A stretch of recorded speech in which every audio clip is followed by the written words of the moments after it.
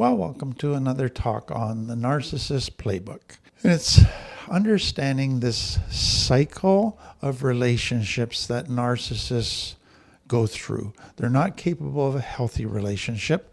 So their relationships follow a cycle of they start with love bombing you to draw you in, to gain control over you. Then, because they haven't truly dealt with their own internal shame, they get bored, they get discontent with the relationship, and now they start to blame you. They start to devalue you. They now want to put you down to feel better than you, to try to again, feel better about themselves. And then once they get tired of all of that, they discard you. And last time we looked at they can temporarily discard you and then hoover you back in. Or today we're going to look at they just permanently discard you. And so this is, again, this can be an abrupt, they're done, they walk off, they go off with another person, and they don't usually go into the discard stage until they have somebody else in the wings that they can move to. They have another source of supply, another person who they can enter into a relationship with. So it can be an abrupt thing, or you can just feel a gradual, this is happening, they're getting rid of you, they're preparing themselves to move on. But bottom line is, they're done with you. They're going to move on to another person. And so the tactics in the discard stage is what we want to look at today. And what I want you to understand is, again, the point in these tactics from the narcissist is not to be truthful about the relationship and why it's ending. It's to blame you. It's to dehumanize you.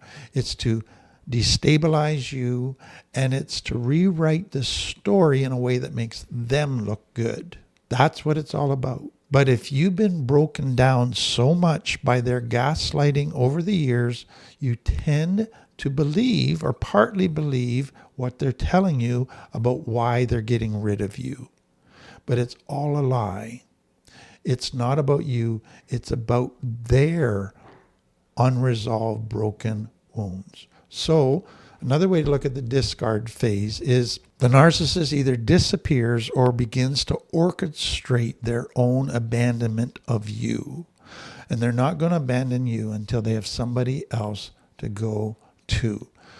So again, it can be prompted or triggered by you ask for something that would make the relationship healthier, that they are more honest, that they are more emotionally available, that they respect your boundaries, that they give as much as they take. And that all of a sudden triggers, they get rid of you. So let me just itemize that a little bit. The reasons they discard you is that you were too difficult for them to control. You were easily manipulated by them, causing them to look down on you because now they can just manipulate you. You're no fun. Or you no longer fuel their ego. You're no longer giving them enough praise and validation. You're starting to see the truth about them and criticize a lot of things. So time to get rid of you. Or you figured them out and they can't fool you anymore. Or you're not going to help them chase their fantasies and all of their crazy ideas anymore, their life goals. Or they found somebody that they think they can kind of move up a level and have even greater status and greater validation from others. They got a better trophy on their arm. Or they find somebody that's just, it's like a more interesting toy and it captures their interest. Or they just are so full of anger that now they just want to hurt you in the worst way possible. And it's just cruel. Or you just are losing your luster. You're getting older. You don't do as much for them anymore. And so you're no longer this 10 in their books, and you no longer play along with their fantasy.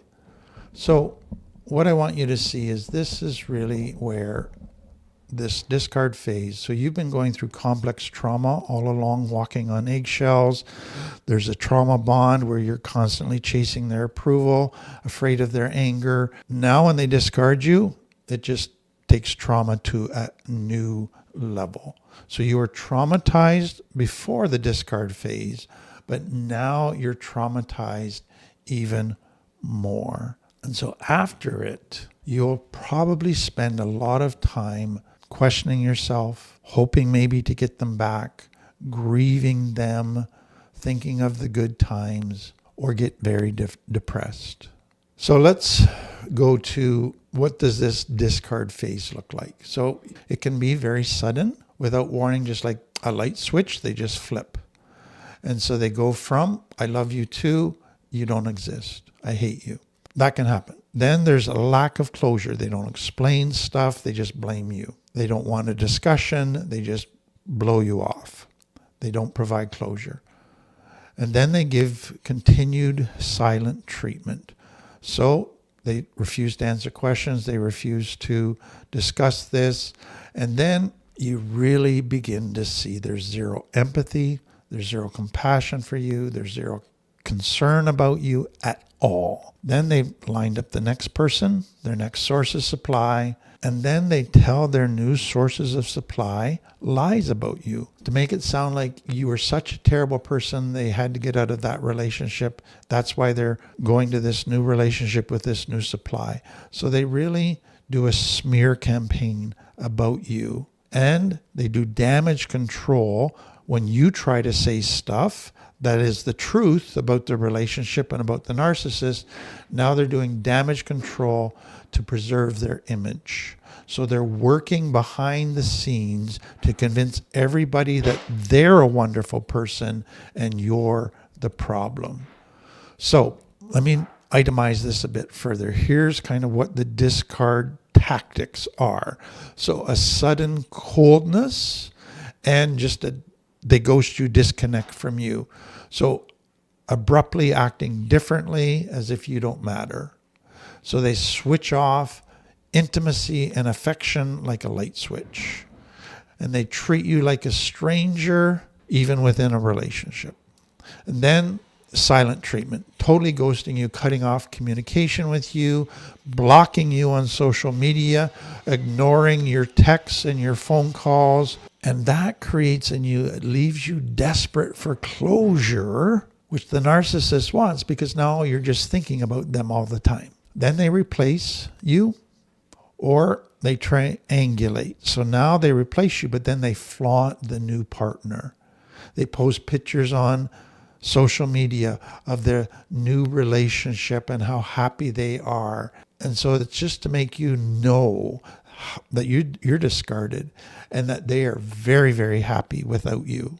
Then they take kind of all that devaluation that's been happening over the years in private, and now they make it public.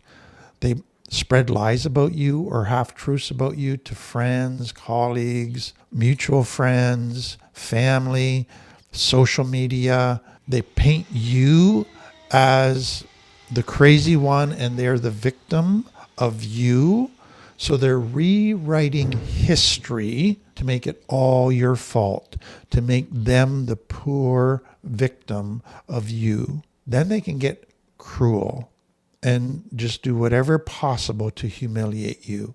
So insults, put downs, mocking you. They can leave in dramatic, hurtful ways, often before an important event, or create a great big fight that people see and know about, and then they walk away. Just to rub salt in your wounds is what they're trying to do.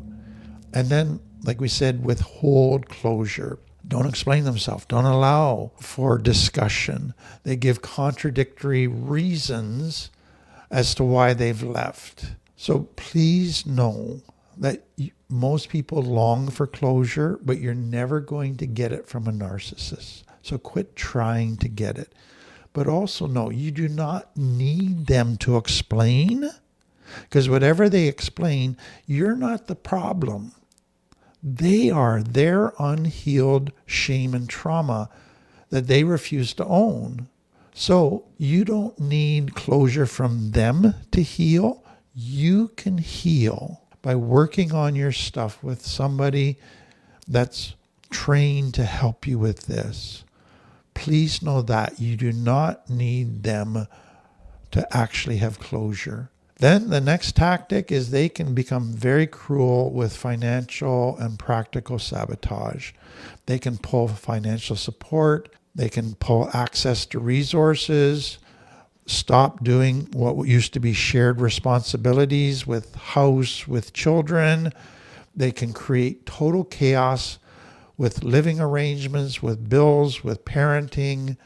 So they're punishing you. And they might even take legal action to try and get the kids from you, to try and mess you up and take your money and basically bankrupt you. And this, I say kind of sadly, is I think the justice system is starting to figure this out, but it often still does not do a good enough job in helping victims of narcissists. They often even take the narcissist side and believe their lies and distortions. And so it's just a sad, sad element. And then what can happen is what we call the hover discard loop. So they've discarded you, but every once in a while as they show up, and they show up in ways that either hurt you all over again or tries to get your hopes up only to hurt you again. So the discard isn't because you did anything wrong. It is not about you. Please know that.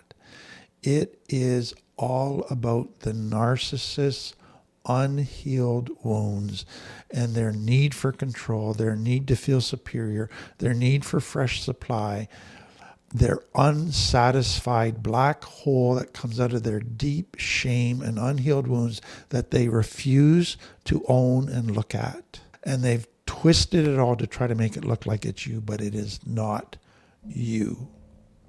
So let's say you get to the point where you decide to discard the narcissist.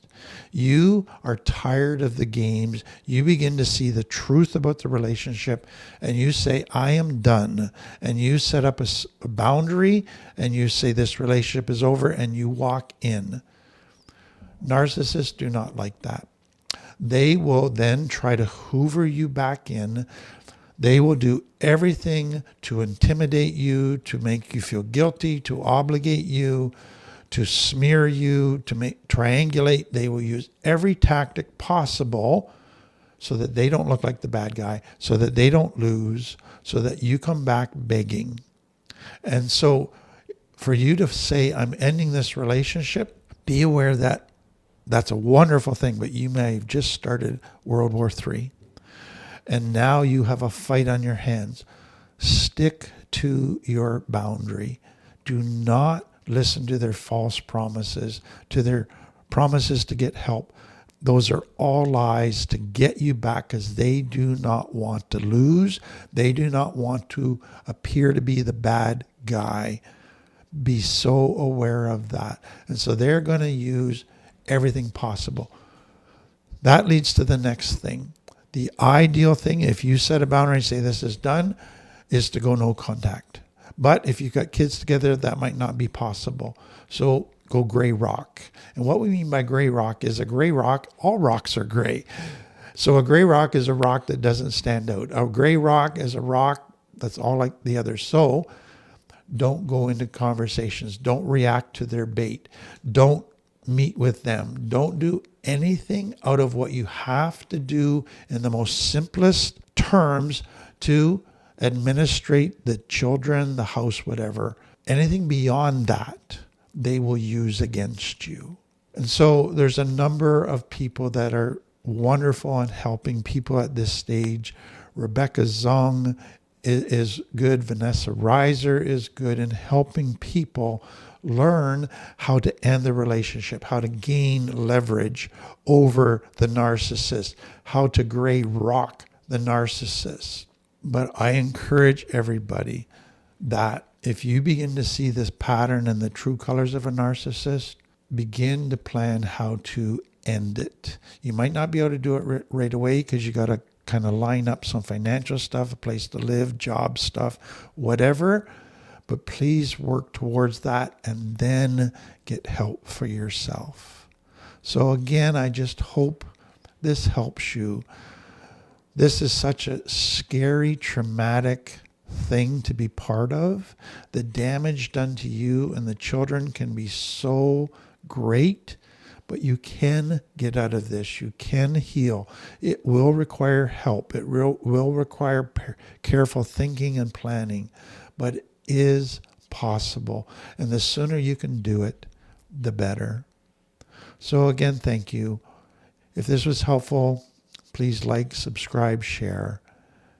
All of the best.